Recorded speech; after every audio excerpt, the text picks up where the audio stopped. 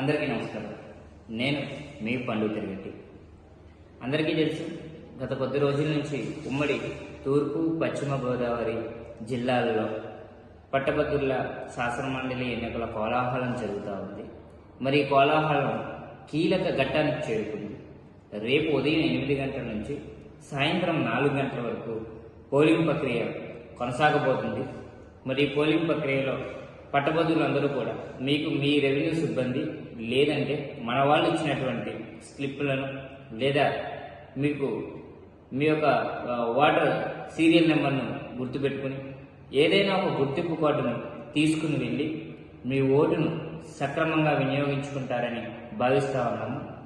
అంతేకాకుండా పట్టభద్రులందరూ కూడా మీతో పాటుగా మరొక 10 మంది పట్టభద్రులు తీసుకుని వెళ్ళి ఓటుని వినియోగించుకునే విధంగా మీరు ప్రేరేపించినట్లయితే ఓటింగ్ శాతాన్ని పెంపొందించిన వాళ్ళు అవుతారు. మరి ముఖ్యంగా పట్టభద్రులందరికీ ఒక విషయాన్ని తెలియజేద్దామని మీ ముందుకు రావడం జరిగింది. గతంలో 16,000 ఓట్లు చెల్లుబాటు కాకుండా పోయి, కానీ ఈసారి అటువంటి తప్పిదం జరగకూడదని మనం వేసే ప్రతి ఓటు కూడా చెల్లుబాటు అయ్యే విధంగా ఉండాలి అంటే ఈ జాగ్రత్తలు తప్పనిసరిగా తీసుకోవాలి. రేపు పోలింగ్ కేంద్రంలో మనకు ఒక బ్యాలెట్ పేపర్ని ఇవ్వడం జరుగుతుంది. ఈ బ్యాలెట్ పేపర్లో మొదటి క్రమ సంఖ్యలో నెంబర్ 1 అని ఉంటుంది. మొదటి పేరే పేరావతుల రాజశేఖరం గారి పేరు. పేరావతుల రాజశేఖరం గారి పేరు పక్కన ఆయన ఫోటో ఉంటుంది. ఆయన ఫోటో పక్కన ఒక ఖాళీ బాక్స్ ఉంటుంది. ఆ ఖాళీ బాక్స్లో మనం ఓటును వేయడానికి పోలింగ్ సిబ్బంది ఇచ్చినటువంటి పెన్నును మాత్రమే ఉపయోగించి, వాళ్ళు ఇచ్చినటువంటి పెన్నును మాత్రమే ఉపయోగించాలి. ఎట్టి పరిస్థితుల్లోనే మన పెన్నును కానీ మన దగ్గర ఉన్నటువంటి వస్తువులను కానీ ఉపయోగించకూడదు.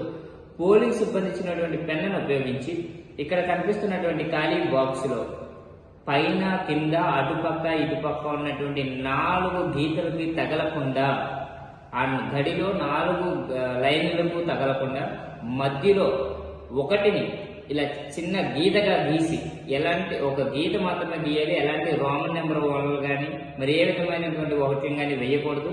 కేవలం గీతను మాత్రమే గీయాలి. ఆ గీతను కూడా 4 ఆ బాక్స్లో ఉన్నటువంటి 4 లైన్కి తగలకుండా వేయాలి. ఇది చాలా గుర్తుపెట్టుకోవాల్సిన విషయం. మన పెన్నును ఉపయోగించకూడదు, వాళ్ళు ఇచ్చిన పెన్నును మాత్రమే ఉపయోగించుకోవాలి. అలా ఉపయోగించుకుని వేసిన ఓటు మాత్రమే సక్రమంగా చెల్లుబాటు అయ్యే ఓటుగా పరిగణింపబడుతుంది. కాబట్టి మనం వేసే ఓటు సక్రమంగా ఉండాలని, మనం వేసే ఓటు మరి సమర్థవంతమైన నాయకత్వానికి పట్టం కట్టే విధంగా ఉండాలని కోరుతా ఉన్నాము. మరి సమర్థవంతమైన నాయకత్వానికి పట్టభద్రులు ఎప్పుడూ తోడుంటారు.